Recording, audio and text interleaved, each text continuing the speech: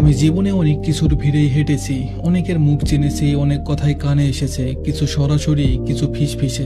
প্রথম প্রথম খুব লাগতো, ভেতরটা যেন কেউ কুচি কুচি করে ছিঁড়ে দিত। চোখের সামনে হাসি, পিছনে বিষ, এই দ্বিমুখী আচরণ আমায় অবাক করত। আমি ভাবতাম, কেন?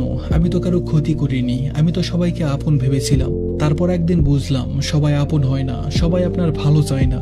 অনেকেই অপেক্ষা করে কখন আপনি হোঁচট খাবেন, কখন আপনি ভেঙে পড়বেন, যাতে তারা আড়ালে দাঁড়িয়ে নীরবে আনন্দে ভাসতে পারে।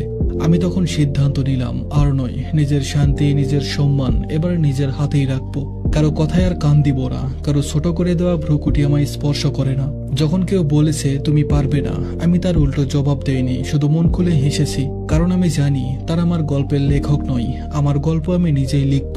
আমার ব্যর্থতার মালিক আমি নিজেই, আমার সফলতার মালিকও আমি নিজে। আমি শিখেছি সব প্রশ্নের উত্তর দিতে নেই, সব অপমানের প্রতিবাদ করতে নেই, চুপচাপ নিজের কাজ করে যেতে হয়। চুপ থাকা কোনো দুর্বলতা নয়, বরং ওটাই সবচেয়ে বড় শক্তি। আমি এখন অন্যরকম জীবন বেছে নিয়েছি। যখন অন্যেরা পিছনে কথা বলে, আমি সামনের রাস্তা খুঁজি। যখন ওরা আমাকে ছোট করে, আমি আরো উঁচুতে উঠি। আর যখন বিষ ছড়ায়, আমি গন্ধ শুকি গোলাপের। এখন আমি জানি, কারোর জন্য থেমে থাকবো না, কারো ব্যর্থ আনন্দের উৎস হব না। আমি এখন সময় বের করি নিজের জন্য।